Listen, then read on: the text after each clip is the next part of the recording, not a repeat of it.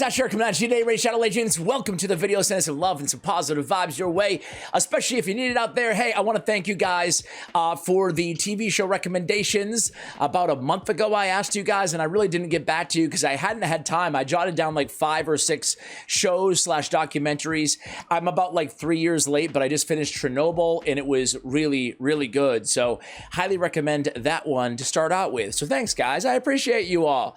Give me something to do while I do some live arena or whatever the heck I'm doing in the background. Actually, I would not advise multitasking on Chernobyl. I was not able to do it. I tried for the first 10 minutes and I'm like, nah, not for me. Anyway, guys, oops, I did it again.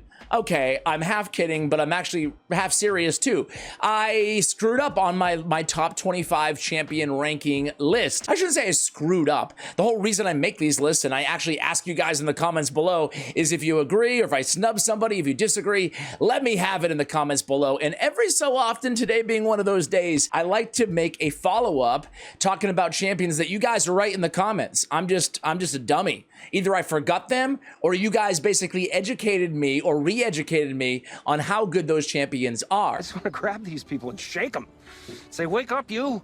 You're missing out. And then there was a lot that I disagree with you guys on as well, right? So there are 5 champions on my top 25 video. I'd recommend if you didn't watch that video, maybe watch that first if you have the time to do so.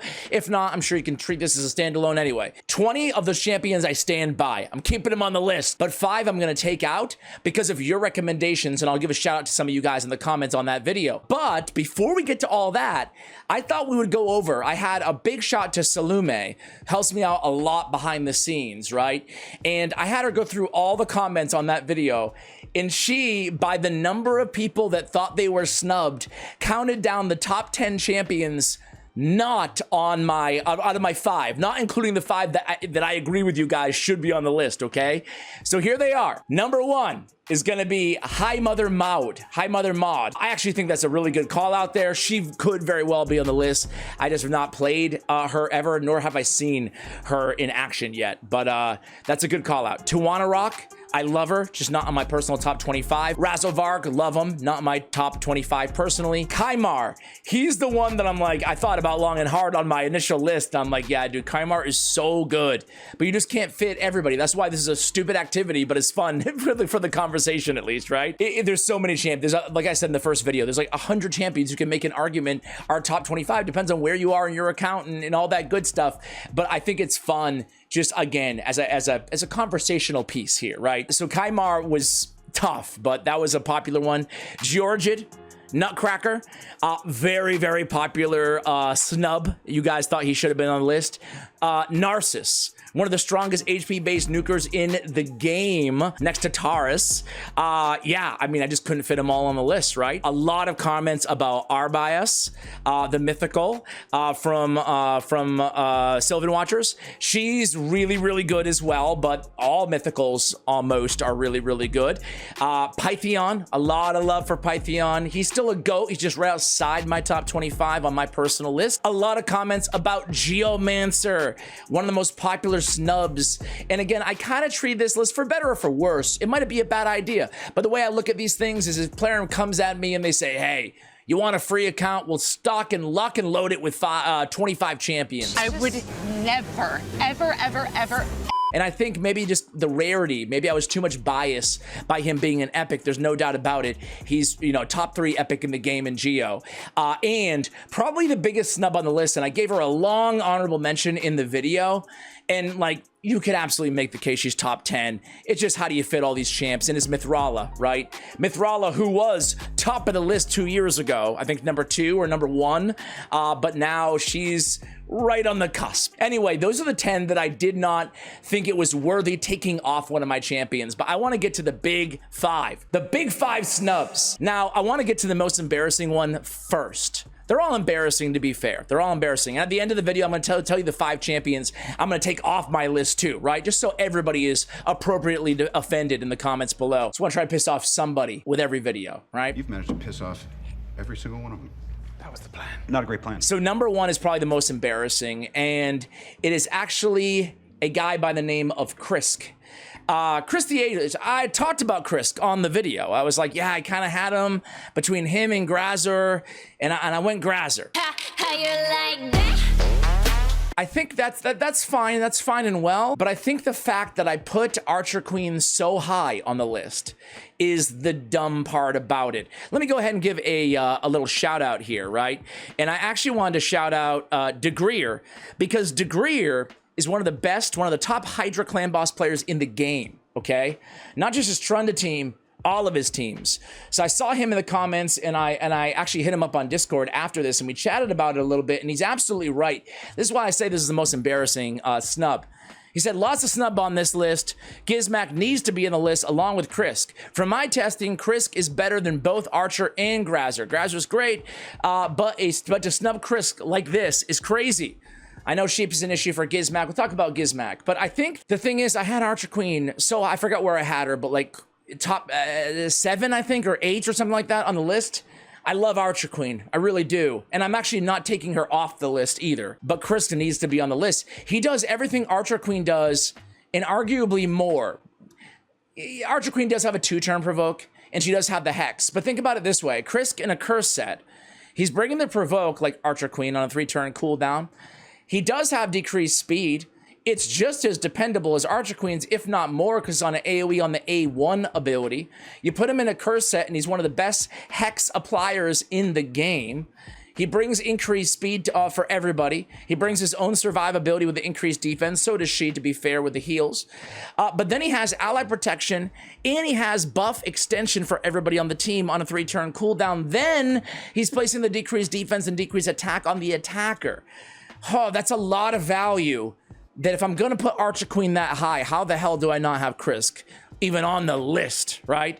When arguably, when you compare the two, especially if you throw Krisk in the curse set anyway, I mean, Krisk, the only area Archer Queen's got him is maybe the 2-turn provoke is a little bit more dependable as a sole provoker. The fact that you don't have to put her in the curse set, and maybe a little bit of damage, but a little bit. Krisk can actually deal some sneaky damage, or some, not even sneaky, just some legit damage as well. You can admit it. You made a mistake. Yeah, Krisk should have been on the list. That is first and foremost. Guilty as charged. I don't know what I was thinking there. Putting Archer Queen so high, and no Krisk the Ageless. You know what, guys? He mentioned Gizmac. So I want to actually get to him. He's one of the other, the 5, right? So good old Gizmac, dude. I pulled this guy. I was so impressed by him. I loved him. I did a massive video highlighting how much I love this champion. My favorite mythical out of the 5 that I pulled that day, right? And then I didn't even include him on the list. I know that I've actually faced a dude named Boogeyman a lot in live arena. I want to say like top 300 or 400 players. So I'm not sure if this is him. Either way, the fact that Gizmac isn't on the list, it kind of makes it mute. I have Allah's the Sun Bear. My brother has Gizmac. Lucky bros, man. And it pushed him basically to the end game. He went from Spider 18 to Spider 10 hard. Best progression PvE champ in the game, IMO. He was way more game changing for the mid game than Allah's was for me. I love Allah's, but Gizmac is certainly severely underrated. There was actually a lot of comments about Gizmac. He was the second. Here's another one here. We get Normac. What about Generality? And then String. Not having Gizmac on the list is criminal. He's so much better than Androck and many others on the list. Also, hot take, but Lazarius is so overrated it hurts. I actually do disagree with Lazarius being so overrated, but I like the bold take just the same. I think he's a beast, and I actually underrated him a little bit at first, and now I forgot where I put him on the list, but I think it was top 10, and I definitely stand by that still. Anyway, Gizmac, everybody's right about Gizmac, man. He's on the list. He's on the list. In the live arena, I don't like playing him. Too much polymorph for me. I feel he gets sheeped every time. Every time I go against him, I salivate because I just load up my team with all my best polymorphs, and I know he's going to be sheeped most likely. But a lot of top players, even end game top live arena, top 10 live arena players, I actually faced the #1 player in live arena the other day, and I want to say he drafted Gizmac. He's used a lot. Because when he gets to the Kaboom ability, if they've got the burn on everybody, it's game over. It's game over. But I think that, like, sure, he might not be the most viable, even though he's on the verge of being meta. If they ever fix polymorph, he's going to be like the most busted PvP champion in the game, right? Like, that's how good he is, if not for Sheep right now, holding him back. And even that, he's being played. But that progression, to the commenter's point, He is a beast in progression. First of all, look at this ability. Increased crit damage, increased crit rate, increased speed, and then an extra turn on that. Like, what a great opener. He's got increased duration of burns, burn activation, and then on the base, I mean, arguably one of his best moves on his entire kit is Pain Link. It can't be resisted or blocked. Nothing he does can be resisted or blocked, provided they're under burn. He's got a taunt and unkillable on himself, ally protection on all allies, all on a 3-turn cooldown. I haven't even talked about half of his kit. He does so much. Yeah, Gizmac, my bad on Gizmac. My bad on that one. All right, 2 out of the way, and I feel okay so far. What about you guys? All right, this one was very interesting. It's a long comment. I'm not going to read it all, but it's Davenhom. Either way, I want to draw your attention to the top half here, the first paragraph.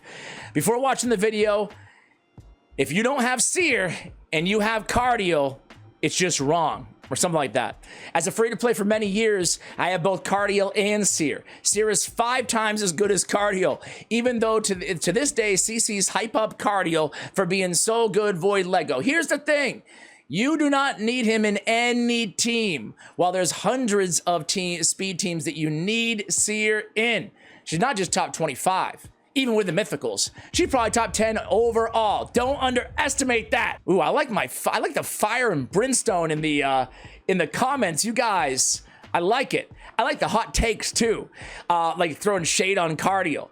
I actually kept Cardio on the list. I don't think it has anything to do with content creators. I just think he's a beast, man. We're not like we're not on Cardio's payroll to talk him up or anything like that. We're not in cahoots with Cardio. Nobody's gonna know. They're gonna know.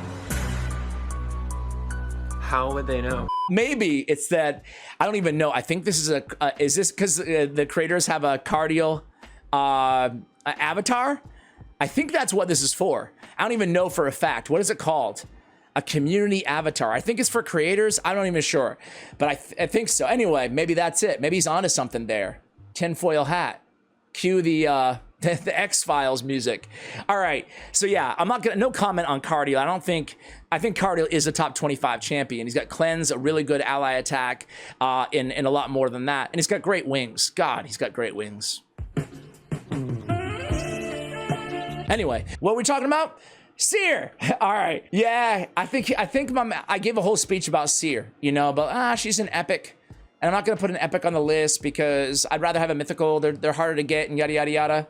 But I think my man is onto something. Outside of the Cardio stuff, 5 times better. But in terms of like her overall, what she adds, like I put Theodore on the list, for example, right? There's a few other poison combustors out there. There's Eleanor, there's Xavier, and there's a bunch of mythicals, you know? So why didn't I put Seer? Seer is arguably more used than poison combust teams anyway, right?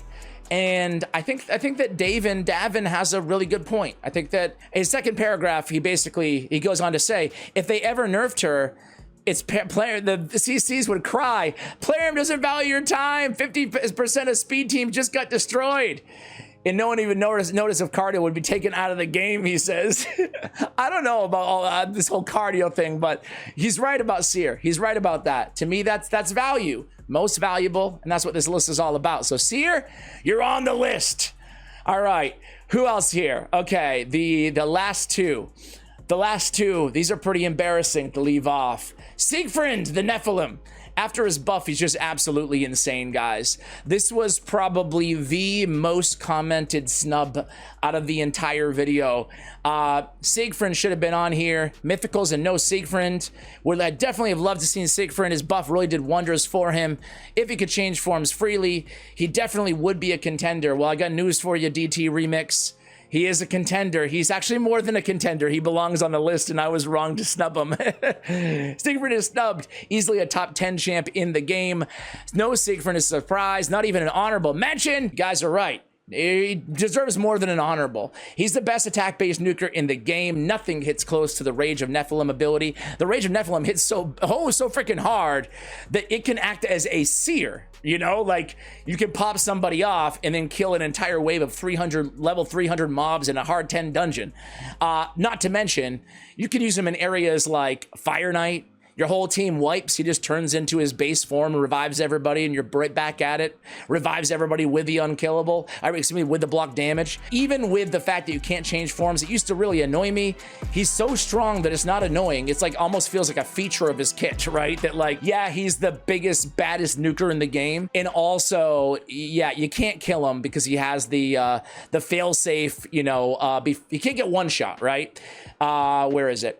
If this champ's about to get killed with a fatal hit, blocks incoming damage, places a block damage on him, then heals him by 50% of his max HP and fills turn meter by 100%. So you can't kill the damn dude. You can't one-shot him. And then he has to basically not be the last one killed.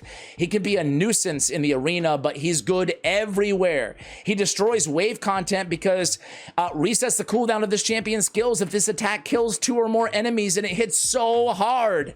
There's just so many things to like about this guy, and he's really good in almost every area of the game. So yeah, that was a massive, massive snub. Hello, baby. No, Silver Drakes. You can't make a little cameo in the video. Get out of here. All right, so who's the last champion that I snubbed, guys? I said that Krisk was the most embarrassing. I think this is probably the most embarrassing here, to be fair. I don't know what I was thinking. I don't have an excuse for you on this one. But I didn't put Harima on the list.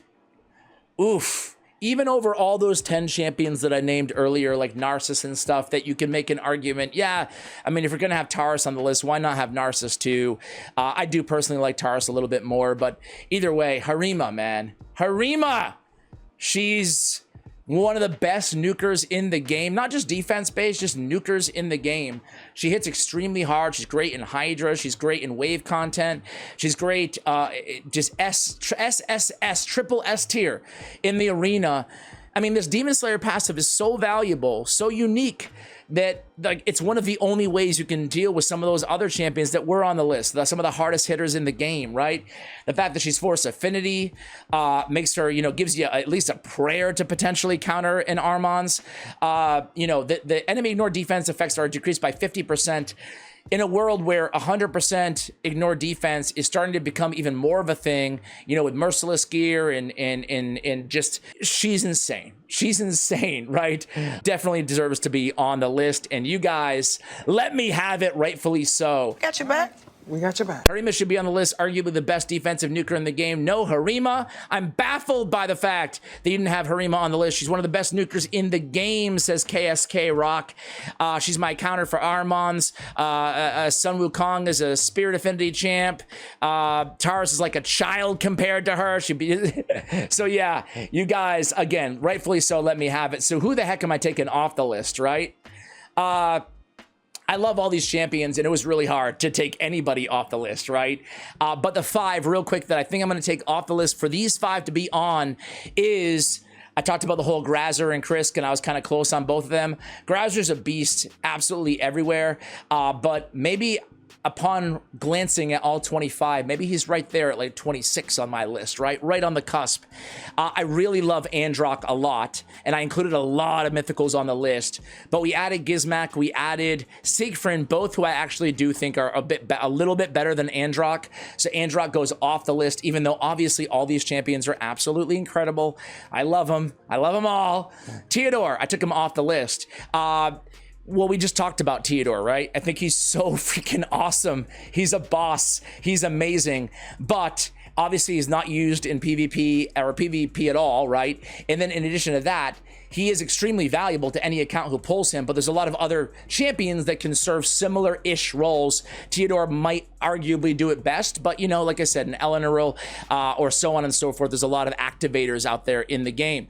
All right, who else are we taking off? We're going to take off, this one really stings, but I'm taking Wallmaster. I love Wallmaster so much, but to me, he's like an SSS top 10 Hydra clan boss, damage dealer in the game. So stop pretending you don't. But then outside Hydra clan boss, I just felt like maybe his versatility was a little bit more limited, although you can pull off some crazy stuff in him in like a Slayer sets. So he's super fun, he's super good, but hey, all these champions are super good. And the 5th one I am taking off the list, because you can't just make a video saying I'm just gonna add 5 champions and call it a day. I gotta say who I'm gonna take off, and it's gonna be White Queen. Kind of, if I'm not gonna have the King on there, and they're so good together, like together they would be top 25, but I feel like there's a lot of good revivers, like Mod for example, is insanely good. And there's a lot of other ones that we didn't have on the list. She's one of my personal favorites. Elva, for example, is another one who, like, if I'm not going to have Pythion and Elva, I feel like White Queen is like one of my favorite revivers, but maybe not quite top 25. So there it is, guys.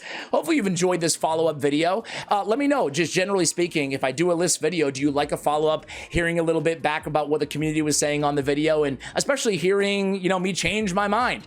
I actually think that, not to get on my soapbox here at the end of the video for the 5 of you who are left watching, but I think that changing your mind on things in light of new compelling arguments or new information, I think it's like one of the most underrated and undervalued characteristics, attributes, whatever, that anybody can have out there. So I really encourage it. Obviously, no big deal in a video game, Raid Shadow Legends, right? But in life in general, right? I think I always applaud people who flip-flop or change their mind on something, right? I think it shows signs of maturity, not in the video game. Again, I'm not trying to get too out of control here, but anyway, I'll end the video there. I've said enough. Much love, and as always, take care, guys.